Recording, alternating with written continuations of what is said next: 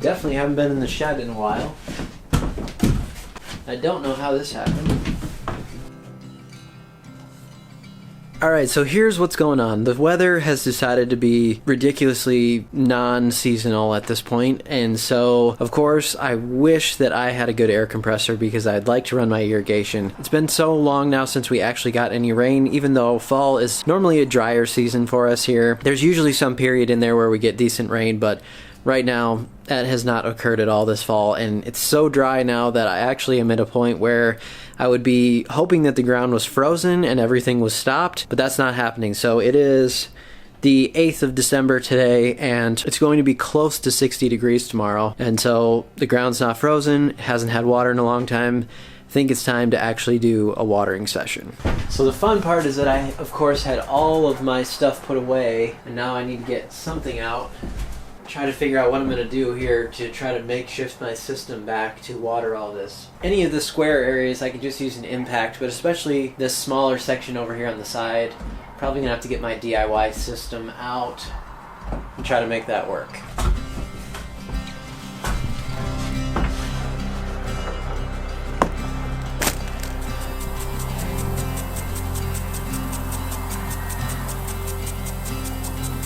Well, this would be yet another reason why I really need a good air compressor and why this weather is just out of the ordinary here for us, of course. But really last year though, I mowed on Christmas. Today or tomorrow I definitely could be mowing if I really wanted to, but it hasn't grown much since my last cut. For the most part, everything still looks good. It's just sort of hanging along here on that some days are cold, some days are warm. You just never know what you're gonna get. But also that air compressor would come in really handy right now because I just turned my irrigation back on for a day or two, and then I'd be able to do the winterizing again on my own and not have to deal with anything as far as dealing with a company to do it. Gotta have a good enough air compressor though, not so much gallons, but the actual amount of air that it can push, so I gotta look into that. I'd say I'd be targeting somewhere around maybe 1/4 of an inch to put down right now. I've showed these before. I have these little tiny rain gauges here. They're kind of nice because it's just an inch. Just go put this out in the ground and you can get a good sense of how much water is coming out. So a good tip for right now would be taking these hoses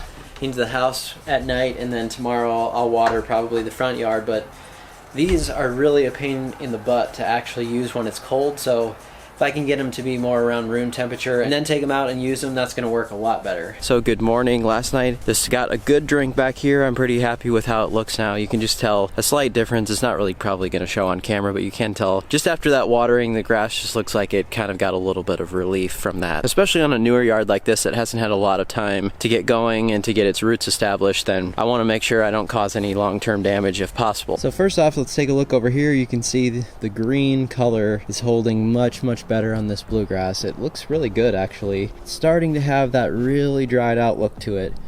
So I'm gonna get some water on this. This right here is definitely not allowed. So I don't know why they thought they could come do that. So how can you really know when the lawn is dry? Well, now that I have an actual wet area and I have an area here, multiple areas that are dry, I'll go take a little sample here with this tool. So again, if you don't have one of these tools, I know it's something that you probably don't use every day, but it is handy to have. So it might be something you want to think about long term. But really now what I'm gonna do is just go take a couple cores out of this dry section and then go show you one out of the wetter section that I did water last night. You can kind of judge it as well. The same sort of look that happens in summer when you walk on the grass. It's not gonna bounce back as much. You're gonna see your footprints in there. It's just not very lively. It doesn't really want to stand up as much anymore. Another way, like I said, would be to use one of these tools, and that's a good way to actually pull a sample out, see what kind of moisture is actually in the soil.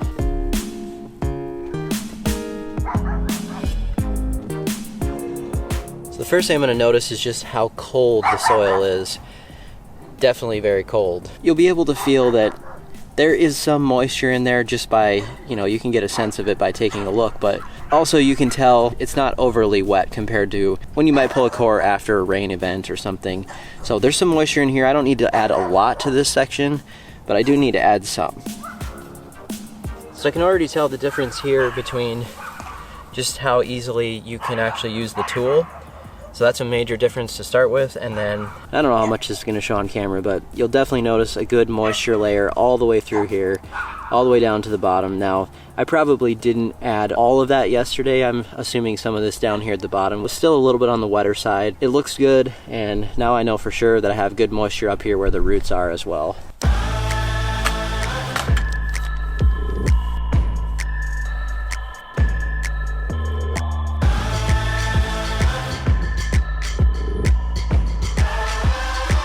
So now what I have to do is adjust these. So I want the left point, there's a little line on these. So you always want to move that point to the farthest left side. So that's going to be where it stops.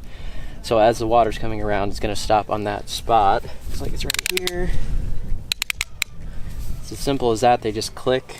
Then we can set up actually how much it fans out with just this dial here once I start them up. But make sure those left points are set before I start it.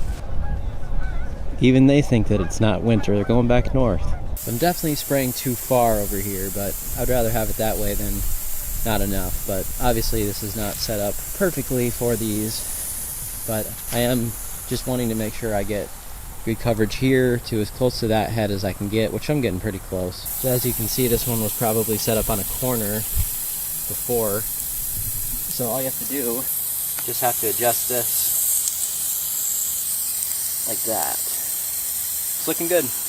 I have no doubt that today everyone is driving by thinking, what is this guy doing watering his yard? It's December.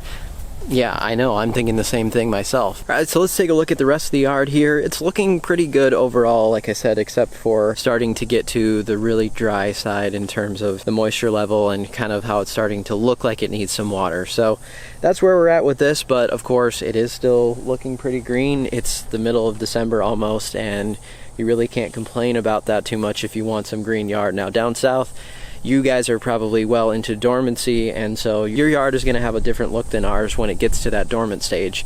Now this will get much more brown than it is. We're only in December, so by the time we get to about March time and the ground has been frozen for a few months, maybe there's been snow cover on top and then everything emerges, it will be a little more brown for sure than it is. But our cool season grasses usually stay slightly more on the green side even when they go into dormancy, so that's kind of nice that right now I still have a pretty green looking yard. This section over here, I wanted to show you, this one is looking really, really, really dry.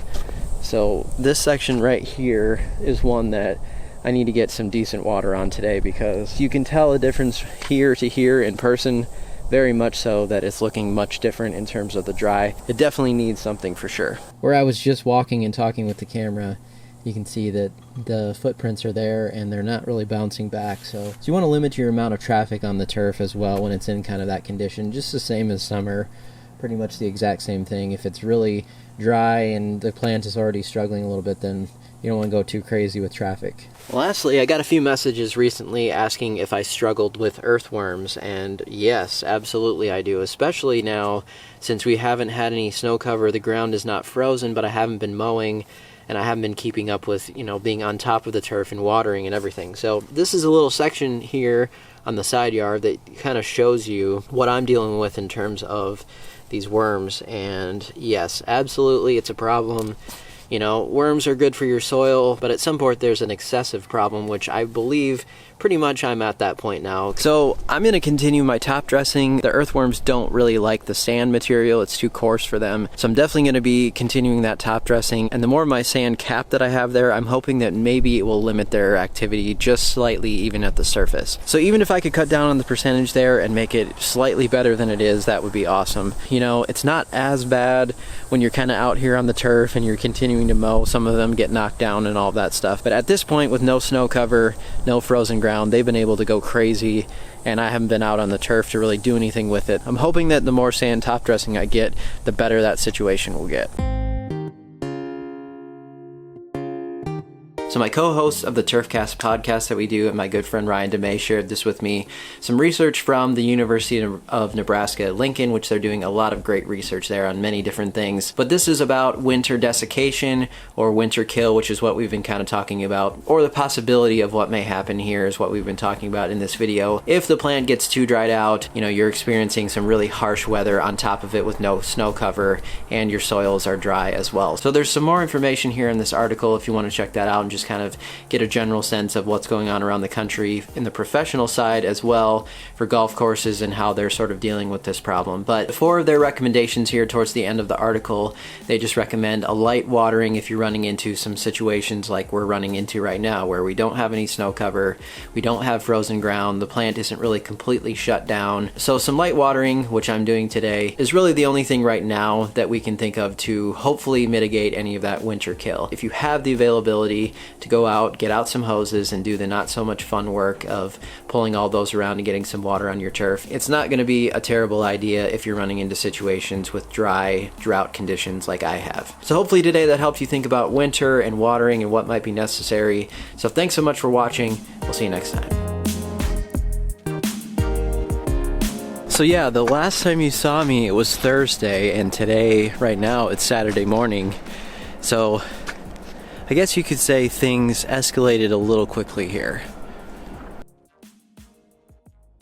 So I promised you I would talk about our new little guy here, Enzo. So our dogs are Westies, that is West Highland White Terriers, and we've adopted 5 of them total. My wife especially, it's pretty much her life goal to work with a lot of senior animals. This little guy we got about 3 weeks ago. Surprisingly, he's actually 12 years old. He looks really young, but... As you walk down, hi, Enzo. So many different changing roads. Enzo. May the sunlight follow you wherever you go. May the laughter